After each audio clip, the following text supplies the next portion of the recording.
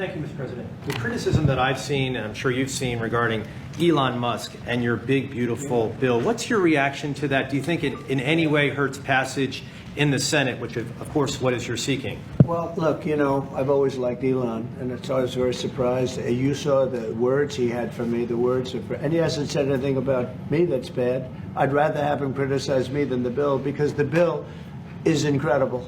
It's the biggest cut in the history of our country. We've never cut. It's about 1.6 trillion in cuts. It's the biggest tax cut.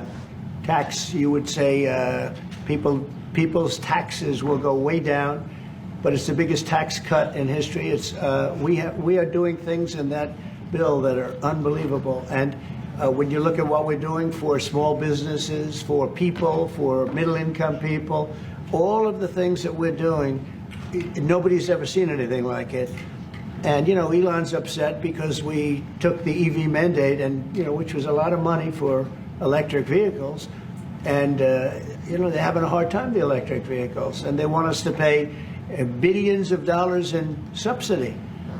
And, you know, Elon knew this from the beginning. He knew it for a long time ago. That's been in there. That's been, I would say, JD, that hasn't changed. That's been right from the beginning. Mr. Secretary, that hasn't changed at all, right from the beginning. But I know that it disturbed him. He wanted, and rightfully, you know, he recommended somebody from that he, I guess, knew very well. I'm sure he respected him, but to run NASA, and I didn't think it was appropriate. And he happened to be a Democrat, like totally Democrat. And I say, you know, look, we won. We get certain privileges, and one of the privileges, we don't have to appoint a Democrat. NASA is very important. We have great people. General Kane is going to be picking somebody with our. We'll be checking him out and seeing, but he wanted that person, a certain person, and we said no. And you know, I can understand why he's upset. Remember, he was here for a long time. You saw a man who was very happy when he stood behind the Oval desk, and even with the black eye, I said, "Do you want a little makeup? We'll get you a little makeup." But he said, "No, I don't think so," which is interesting and very nice. He wants to be who he is, so you could make that statement too, I guess. Look, Elon and I had a great relationship. I don't know if we will anymore. I was surprised because you were here. Everybody in this room practically was here as we had a wonderful send-off. He said wonderful things about me. You couldn't have nicer. Said the best things. He's worn the hat. Trump was right about everything. And I am right about the great, big, beautiful bill. We call it a great, big, beautiful bill because that's what it is.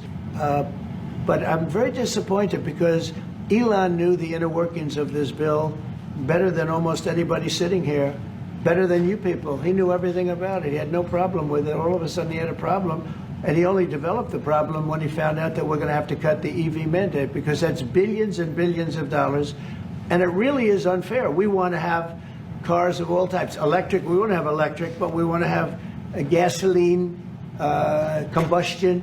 We want to have different. We want to have hybrids. We want to have all. We want to be able to sell everything. And when that was cut, and Congress wanted to cut it, he became a little bit different, and I can understand that. But he knew every aspect of this bill. He knew it better than almost anybody, and he never had a problem until right after he left. And if you saw the statements he made about me, which I'm sure you can get very easily, it's very fresh on tape. He said the most beautiful things about me. And he hasn't said bad about me personally, but I'm sure that'll be next. But I'm very disappointed in Elon. I've helped Elon a lot. Mr. President, I just want to clarify, did he raise any of these concerns with you privately before he raised them publicly? And this is the guy you put in charge of cutting spending. Should people not take him seriously about spending now? Are you saying this is all sour grapes? No, he worked hard, and he did a good job. And I'll be honest, I think he misses the place. I think he got out there, and all of a sudden he wasn't in this beautiful Oval Office, and he's got nice offices too. But there's something about this one. I was telling the Chancellor, this is where it is. People come in here, even from Germany. They come in and they walk into the Oval Office, and it's just a special place. It's, you know, World War I, it started and it ended here, and World War II, and so many other things. Everything big comes right from this beautiful space. It's now much more beautiful than it was 6 months ago. A lot of good things are happening in this room. And I'll tell you, he's not the first. People leave my administration and they love us. And then at some point they miss it so badly. And some of them embrace it and some of them actually become hostile. I don't know what it is. It's sort of Trump derangement syndrome, I guess they call it. But we have it with others too. They leave and they wake up in the morning and the glamour's gone. The whole world is different and they become hostile. I don't know what it is. Someday you'll write a book about it and you'll let us know.